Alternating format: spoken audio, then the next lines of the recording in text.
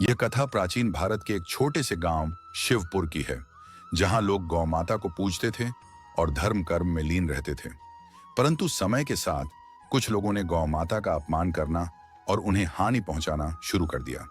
इसी गांव में एक पुण्य आत्मा देवकी नाम की महिला रहती थी, जो गौ सेवा को ही अपना धर्म देवकी बचपन से ही गौ माता की सेवा में लगी रहती।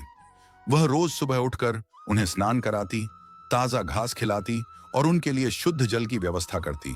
गांव के लोग उसका मजाक उड़ाते, लेकिन वह अपने कर्तव्य से कभी नहीं हटी। एक दिन गांव के राजा वीरभद्र ने आदेश दिया कि गौशाला की जमीन पर महल बनाया जाएगा। राजा ने गौमाताओं को वहां से हटाने का हुक्म दिया।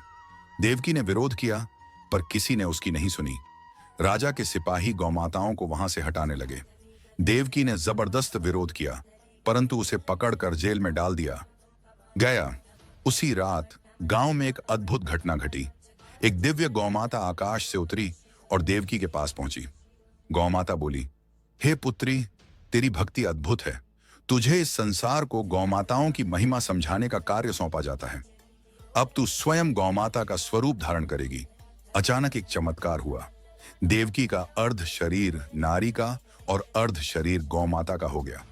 उसकी आंखों में दिव्यता थी, मुख से अमृत झरने लगा और उसकी उपस्थिति मात्र से संपूर्ण वातावरण। सुबह जब लोग जागे तो उन्होंने देवकी को इस दिव्य स्वरूप में देखा। अब वह कोई साधारण स्त्री नहीं थी, वह एक गौमाता का अवतार बन चुकी थी।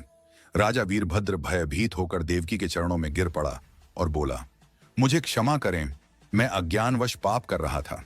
देवकी ने मधुर वाणी में उत्तर दिया, राजन, गौ माता केवल एक पशु नहीं बल्कि साक्षात मां है। यदि तुमने इन्हें कष्ट पहुंचाया तो तुम्हारा कुल नष्ट हो जाएगा। राजा ने तुरंत अपने आदेश को वापस लिया और गौशाला को और अधिक बड़ा और भव्य बना दिया।